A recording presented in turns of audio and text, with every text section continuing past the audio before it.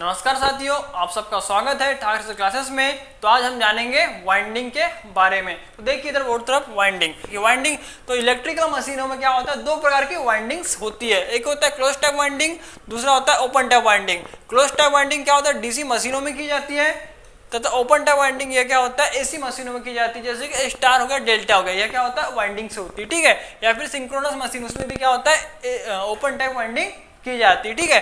अब आते हैं हम डीसी मशीन। तो डीसी मशीन अभी हम क्या पढ़ने जा रहे हैं, लेप वाइंडिंग तथा वेव वाइंडिंग। तो मैं आपको बताने जा रहा हूँ क्या डीसी मशीन में जो वाइंडिंग होती है क्लोज टाइप वाइंडिंग होती है। क्लोज टाइप वाइंडिंग क्यों होती है, कम्यूटेटर के कारण, क्योंकि इसमें जो डीसी मशीन होता है उसमें क्या लगा होता है, कम्यूटेटर लगा होता है, जिसका हम क्या करते हैं, क्लोज टाइप वाइंडिंग करते हैं। तो जो डीसी मशीन है इसमें भी क्या होता है, दो प्रकार की वाइंडिंग होती है। तो देखिए इधर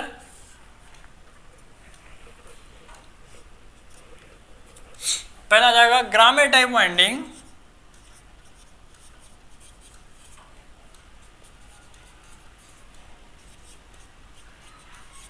ग्रामे टाइप वाइंडिंग। एंड सेकेंड आ जाएगा ड्रम टाइप वाइंडिंग, ठीक है। तो ग्रामे टाइप वाइंडिंग जिसमें क्या होता है कि 50 से 60% एक्टिव लेंथ ऑफ कंडक्टर।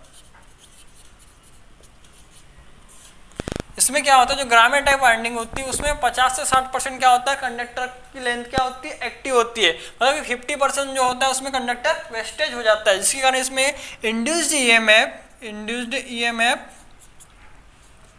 क्या होता है, लेस होता है, ठीक है। अब आया ड्रम टाइप वाइंडिंग। अब इसमें क्या होता है दोस्तों, देखिए इसमें क्या होता है कि 80 to 90% active length of conductor. मतलब इसमें क्या होता है कि 80 से 90% कंडक्टर का जो भाग होता है वो क्या होता है, एक्टिव होता है, ठीक है। इसलिए हम क्या करते हैं, अभी जनरली ड्रम टाइप वाइंडिंग का यूज करते हैं। इसमें भी क्या होता है, इसके दो टाइप्स होते हैं। तो देखिए इधर बहुत ही इंपॉर्टेंट टाइप है। तो पहला आ जाएगा लेप वाइंडिंग, सेकंड आ जाएगा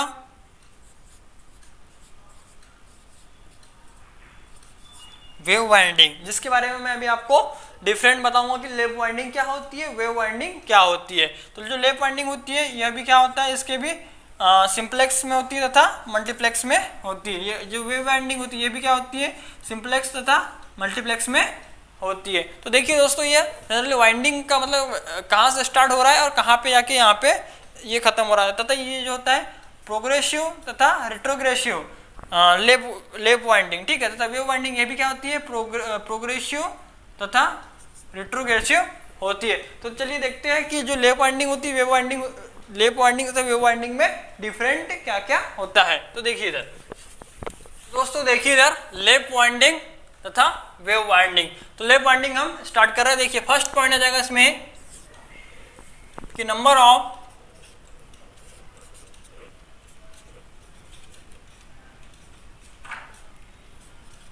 पैरेलल पाथ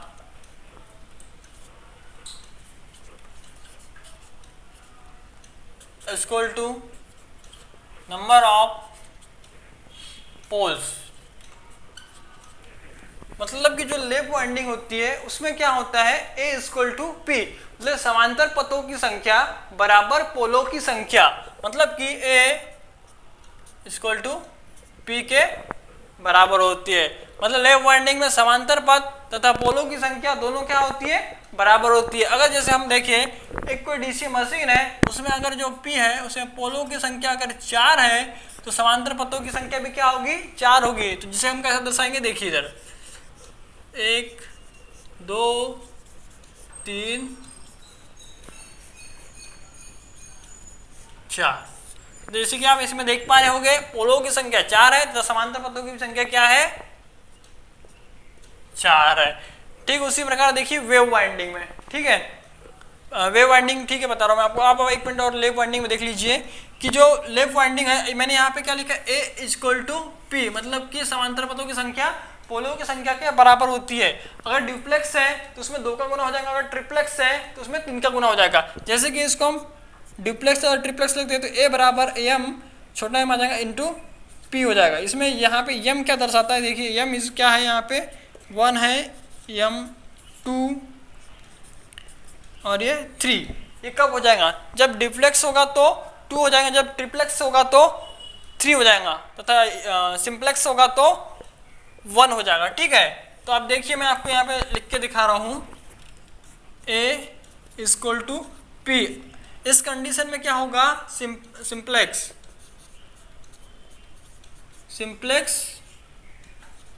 लेप वाइंडिंग। ठीक है, दूसरी देखिए 2p अगर लिखा हुआ है तो उसमें आ जाएगा डुप्लेक्स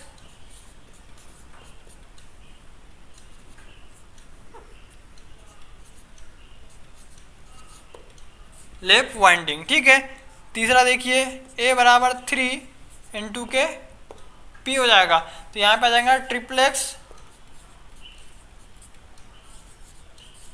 लेप वाइंडिंग। ठीक है, तो देखिए दोस्तों अगर सिंप्लेक्स है तो a इक्वल टू पी हो जाएगा, और मैं आपको बता दिया कि समांतर पदों की जितनी संख्या होती है उतनी ही पोलो की संख्या होती है। अगर ड्यूप्लेक्स है तो 2 का इंटू हो जाएगा, अगर ट्रिप्लेक्स है तो 3 का इंटू हो जाएगा। अब आते हैं वेव वाइंडिंग में, तो वेव वाइंडिंग में फर्स्ट पॉइंट आ जाएगा कि नंबर ऑफ पैरेलल पाथ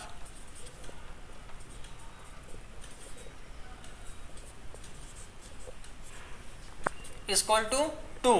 मतलब कि इसमें क्या होता है, हमेशा 2। जो समांतर पथ की संख्या होती है वेव वाइंडिंग वो हमेशा कितनी होती है, 2 होती है, चाहे पोलो की संख्या इसमें कितनी भी हो। मतलब कि यह कांस्टेंट रहता है, मतलब ए जो है हमेशा 2 ही रहेगा, इससे चेंज नहीं होगा। तो ठीक है, आपने वेव वाइंडिंग का भी फर्स्ट देख लिया और जो लेप वाइंडिंग इसका भी फर्स्ट पॉइंट देख लिया। अब देखते हैं सेकेंड पॉइंट।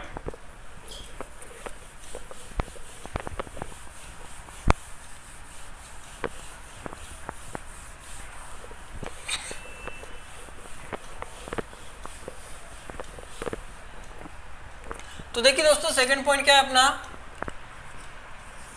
कि जो लेप वाइंडिंग होती है उसमें क्या होता है कि उसमें मशीन में मतलब कि हाई करंट तथा लो वोल्टेज की जो लो वोल्टेज रेटिंग की जो मशीन होती है, मतलब हाई करंट तथा लो वोल्टेज रेटिंग की जो मशीनें होती है उसमें लेप वाइंडिंग का यूज करते हैं। ठीक है, अब आ जाएगा सेकंड पॉइंट का है वेव वाइंडिंग में, जहां पे high voltage and low current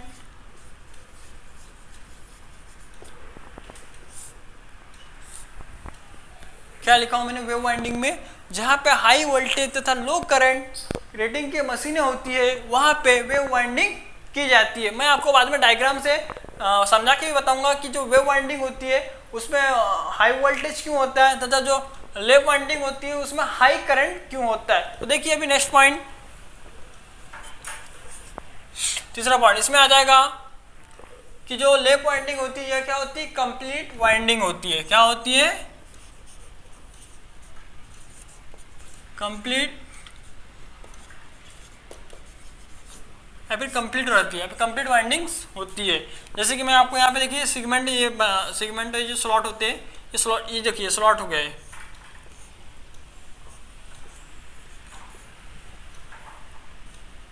यहाँ पे क्या होगा, जो वाइंडिंग होगी लेप वाइंडिंग, ये जो पूरे सेगमेंट होते हैं उनमें भरी हुई होती है, मतलब कि एक भी एम्प्टी नहीं होता, मतलब कि खाली नहीं होता, इसलिए इसको बोलते हैं कंप्लीट वाइंडिंग, जैसे कि आप वहाँ पे डायग्राम में देख पा रहे होंगे। ठीक है, अब उसके बाद देखिए आपको मैं तीसरा पॉइंट वेव वाइंडिंग में दिखा रहा हूँ।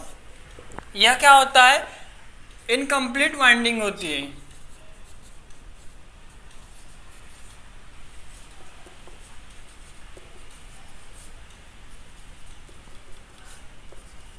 वाइंडिंग होती है, इसमें क्या होता है कि जो स्लॉट होते हैं उसमें स्लॉट, जो बीच के जो स्लॉट होते हैं वो स्लॉट जो क्या होते हैं खाली रह जाते हैं। जैसे कि ये इसमें क्या होगा, ये बीच के क्या हो रहा है, खाली है ना, एम्प्टी है, ठीक है। तो ये तो हो गया तीसरा पॉइंट, ठीक है। अब देखते हैं चौथा पॉइंट। चौथा पॉइंट इसमें क्या जाएगा, देखिए जो लेफ्ट वाइंडिंग होती है वो क्या होती है, मैकेनिकली बैलेंस्ड होती है। क्या होती है, mechanically balanced.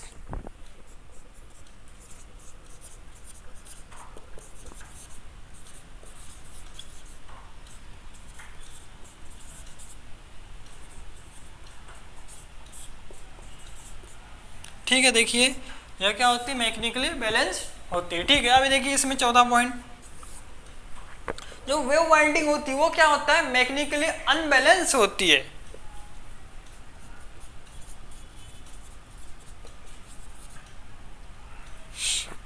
Mechanically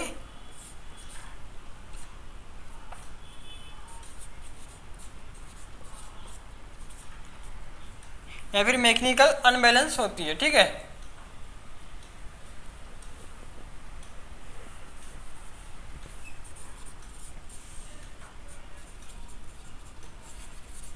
mechanical unbalance रहती है, ठीक है। तो इस मैकेनिकल अनबैलेंस को रिड्यूस या फिर कम करने के लिए जो वेव वाइंडिंग होती है उसमें क्या किया जाता है, डमी कॉइल्स का यूज किया जाता है। जैसे कि इधर आपको मैं दिखा रहा हूँ, मिटा के देखिए, यहाँ पे लिख रहा हूँ।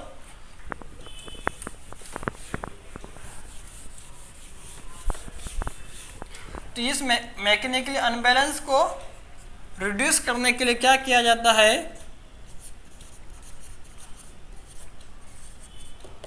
डमी कॉइल का यूज किया जाता है, ठीक है।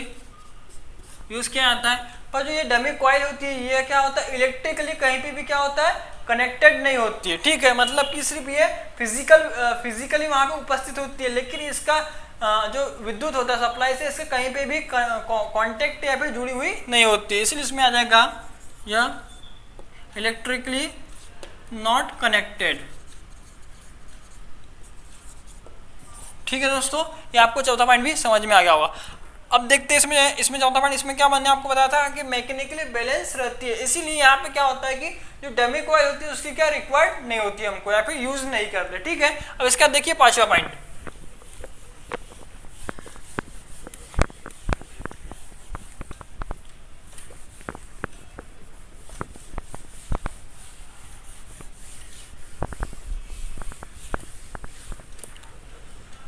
लेफ्ट वाइंडिंग में देखिए दोस्तों पांचवा पॉइंट क्या बोलता है, जैसे कि मैंने आपको बताया था कि इसमें number of parallel path, number of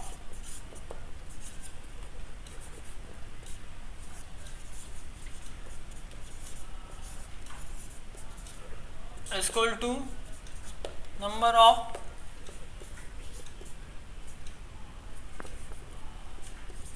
poles. मतलब कि इसमें क्या होता है, ए इक्वल टू पी होता है, शुरू में आपको मैंने बताया था, ठीक है। अब इसके चलते देखिए, अगर मैं 4 पोल की डीसी मशीन लेता हूँ, क्या लेता हूँ, 4 पोल की एक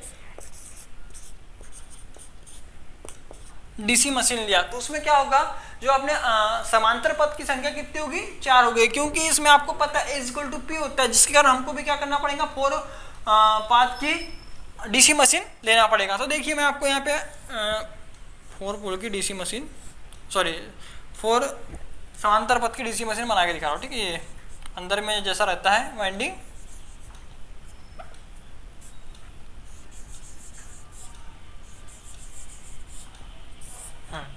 तो ठीक है। इसमें दोस्तों देखिए कितने हैं, समांतर पथ कितने हैं, 4 है, क्योंकि यहाँ पे पोल की संख्या कितनी है, 4 है।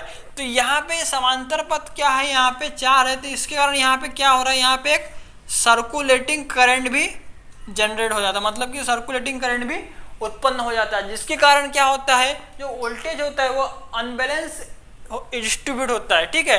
जिसके कारण इसमें क्या होता है, जो सर्कुलेटिंग करंट उत्पन्न हो जाती है, जिससे क्या होता है कि यहाँ की जो गर्म हो जाता है, गर्म होने से क्या होता है, लॉसेस बढ़ जाते हैं। तो सर्कुलेटिंग करंट को क्या, इसको मैं लिख दे रहा हूँ, क्या लिखती है इसको,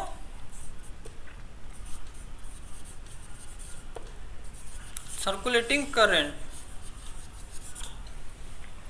ये क्यों होती है, क्योंकि यहाँ पे वोल्टेज क्या होता है,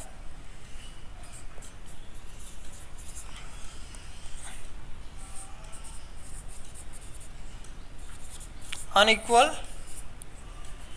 डिस्ट्रीब्यूशन,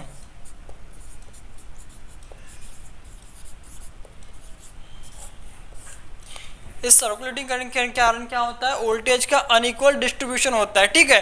तो इसको रिड्यूस करने के लिए, मतलब सर्कुलेटिंग करंट को कम करने के लिए इसमें क्या करते हैं, इक्वलाइजर रिंग का प्रयोग करते हैं, ठीक है। तो इक्वलाइजर रिंग क्या होता है, कॉपर का बना हुआ होता है, ठीक है। तो मैं आपको बता रहा हूँ कि इक्वलाइजर रिंग कैसे यहाँ पे काम करता है, देखिए आगे।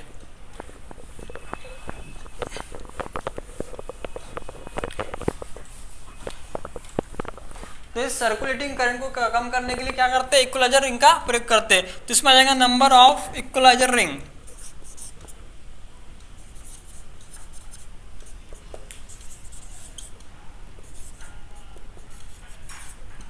क्या होता है, टोटल नंबर ऑफ कंडक्टर अपन के पेयर ऑफ पोल, तो बराबर आ जाएगा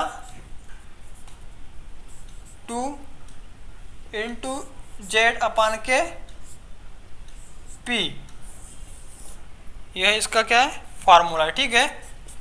number of equaliser ring 2 into Z upon के पी, कई बार क्वेश्चन में ये भी क्वेश्चन आ जाता है, ठीक है, एग्जाम में, ठीक है। तो ये इक्वलाइजर रिंग लगाने से क्या होता है कि जो सर्कुलेटिंग करंट होती है वो क्या हो जाती है, रिड्यूस हो जाती है, यानी कि कम हो जाती है, ठीक है। अब आते हैं वेव वाइंडिंग में। इसका देखिए 5वां पॉइंट। तो वेव वाइंडिंग में क्या होता है कि नंबर ऑफ पैरेलल पाथ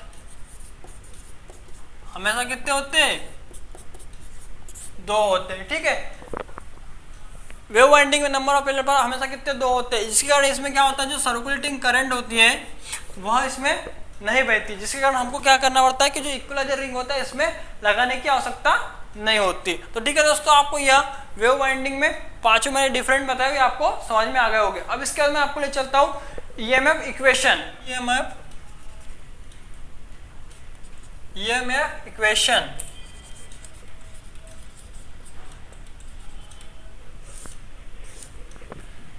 तो जैसे कि डीसी मशीन में देखिए, मैं आपको यहाँ फार्मूला लिख के दिखा रहा हूँ,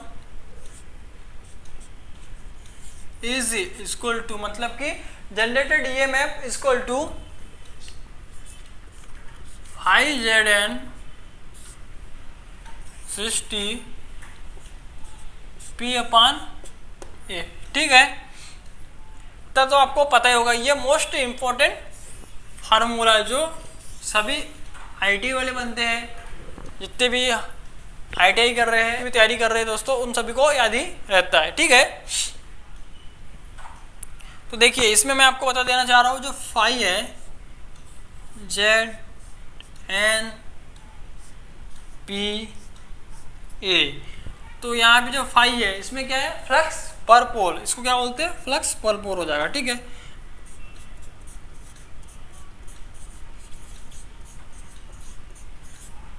पर पोल्स, ठीक है। जेड इसमें क्या आ जाएगा, टोटल नंबर ऑफ कंडक्टर,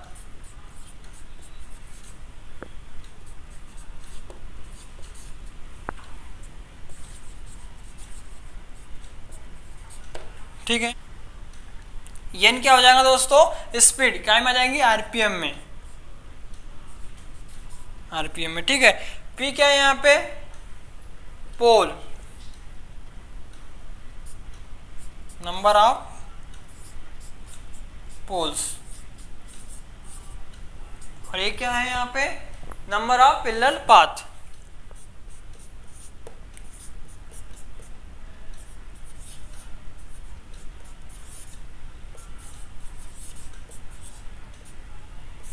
ठीक है दोस्तों।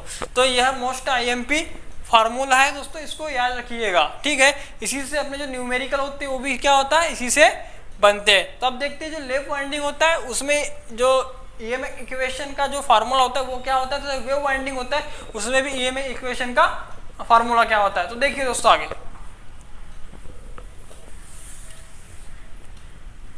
तो देखिए आगे,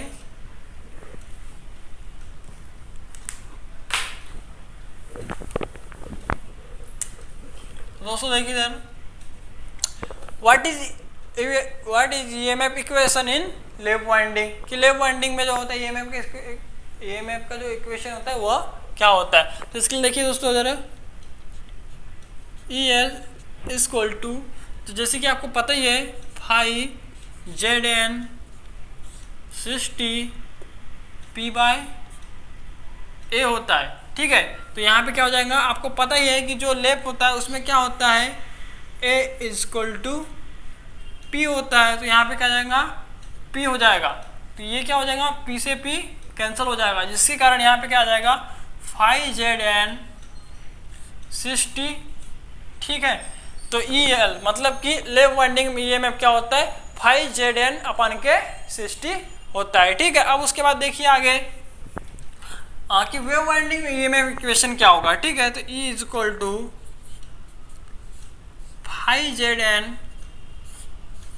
60 P अपान क्या हो जाएगा बताइए 2 हो जाएगा। ठीक है। 2 क्यों हो जाएगा, क्योंकि A इजक्वल टू 2 होता है काय में, वेव में। ठीक है। क्योंकि वेव वाइंडिंग में A इजक्वल टू क्या होता है 2 होता है, इसीलिए इस फार्मूले में भी क्या हो जाएगा 5Zn अपान के 60 P अपान के 2 हो जाएगा। ठीक है। इतना आपको समझ में आ गया होगा। देखिए इसके आगे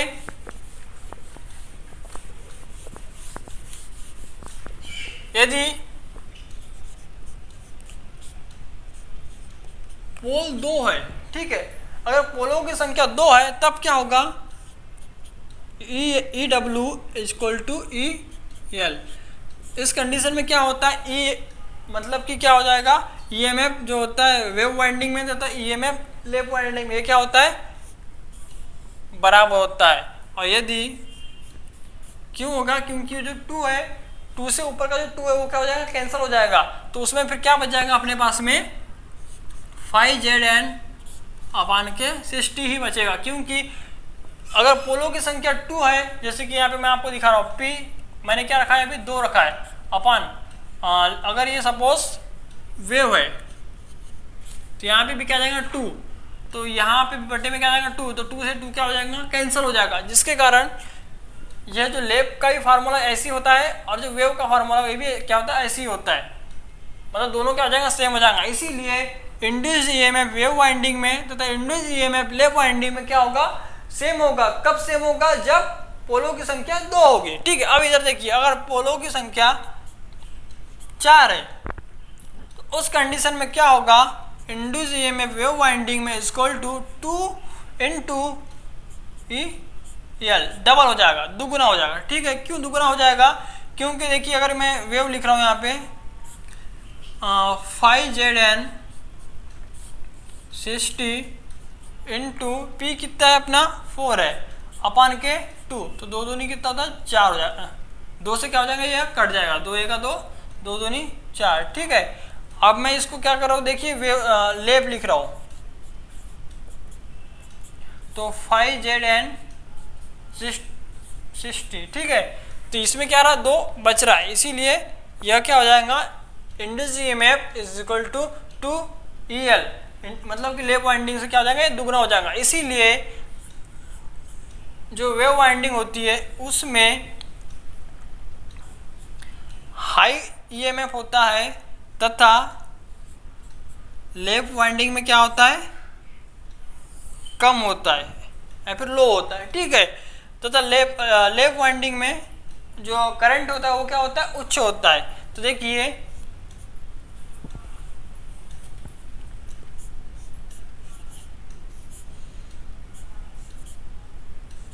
IL कि जो वेव वाइंडिंग है उसमें करंट क्या होता है लो होता है तथा लेप वाइंडिंग में करंट क्या होता है हाई होता है। तो ये इसी फार्मूले से निकलता है। ठीक है दोस्तों। इसके बाद मैं आपको एक डायग्राम के माध्यम से भी इसको समझा के बता रहा हूं। तो देखिए इधर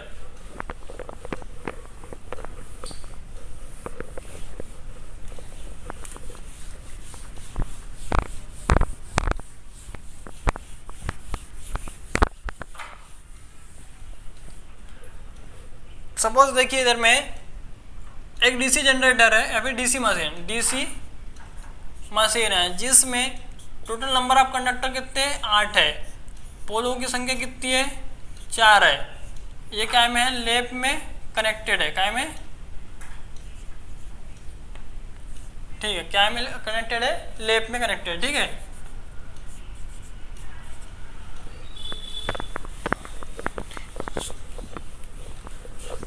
तो देखिए इधर में अगर कोई डीसी मशीन है जिसमें नंबर ऑफ टोटल कंडक्टर कितने हैं, 8 है, तथा पोलो की संख्या कितनी है, 4 है, जो क्या है में लेप में कनेक्ट है। ठीक है, तब इसमें पूछा रहा है कि जो करंट हाई होगा या फिर लो होगा, ये अपन कैसे निकालेंगे। तो देखिए मैं आपको निकाल के बता रहा हूँ। ठीक है, इधर देखिए, अब आपको पता है कि लेप कनेक्टेड है, तो लेप में हमेशा क्या होता है, ए इक्वल टू पी होता है। ठीक है, तो उसके कारण क्या हो जाएगा, यहाँ पे पोलो की संख्या क्या हो जाएंगी, 4 हो जाएंगे। ठीक है, तो देखिए, तो नंबर ऑफ पैरेलल पाथ, तो नंबर ऑफ पैरेलल पाथ क्या होता है दोस्तों, जेड अपन के ए होता है। तो जेड कितना है यहाँ पे, 8 है। अब ए इक्वल टू पी, तो यहाँ पे क्या आ जाएगा, 4 हो जाएगा। 4 का 4 दूनी 8, मतलब कि यहाँ पे क्या होगा कि जो नंबर ऑफ कंडक्टर है वो एक कॉइल में क्या होगा, 2 नंबर ऑफ कंडक्टर हो गए। तो इधर देखिए 4 तो अपने क्या हो जाएगा, पैरेलल पाथ हो जाएंगे। देखिए इधर में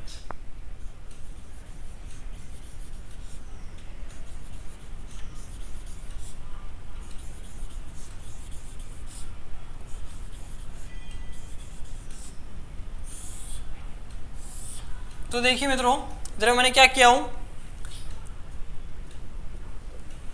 लेफ्ट वाइंडिंग बनाया हूं। इसमें क्या है, समांतर पथों की संख्या कितनी है, 4 है, और टोटल नंबर ऑफ कंडक्टर कितने, 8 है। 1 2 3 4 5 6 7 8। ठीक है, तो इसमें क्या होगा, वोल्टेज अधिक होगा या फिर करंट अधिक होगा, तो देखते हो कैसे बताता हूं मैं आपको बता रहा हूं। सपोज कि इसमें प्रत्येक में क्या हो रहा है, 1 वोल्ट क्या हो रहा है, ड्रॉप हो रहा है। ठीक है, प्रत्येक कंडक्टर क्या कर रहा है, 1 वोल्ट को ड्रॉप कर रहा है। ठीक है,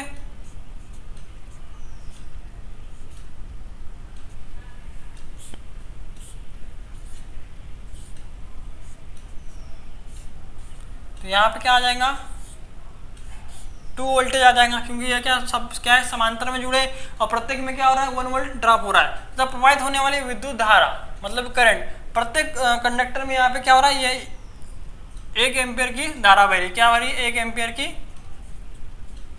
धारा बह रही। तो यहाँ पे क्या आ जाएगा, 4 एम्पियर। तो जो अपना करंट है वो क्या हो जाएगा, 4 एम्पियर।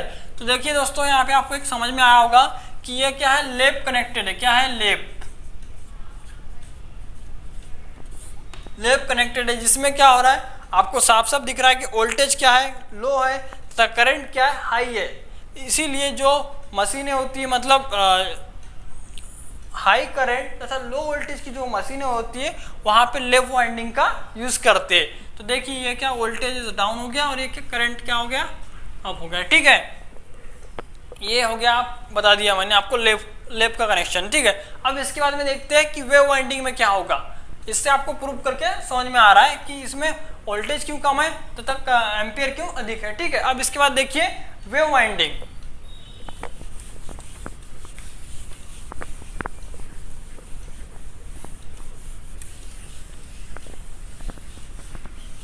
तो वेव वाइंडिंग देखिए, अगर कोई डीसी मशीन है, उसमें कंडक्टर की संख्या कितनी, 8 है, तथा पोलो की संख्या क्या है, 4 है, और ये क्या में है, वेव में कनेक्टेड, क्या में, वेव में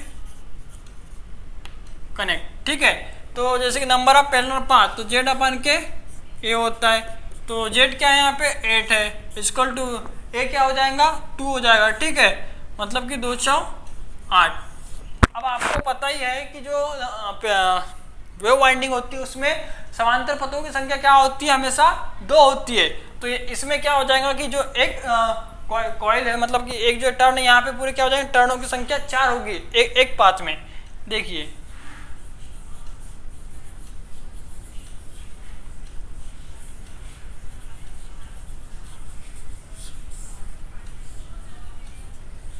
समांतर पथ की संख्या हमेशा 2 ही रही है, किसमें, वेव वाइंडिंग में। लेकिन जो कंडक्टर है इसमें क्या आ रहा है, देखो 4, मतलब कि एक पाथ में क्या आ रहा है, 4 कंडक्टर हो गए। ठीक है,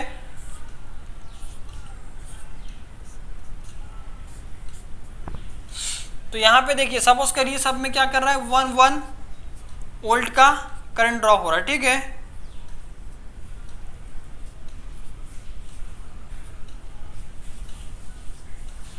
तो यहाँ पे मतलब कि टोटल वोल्टेज कितनी आ जाएगी,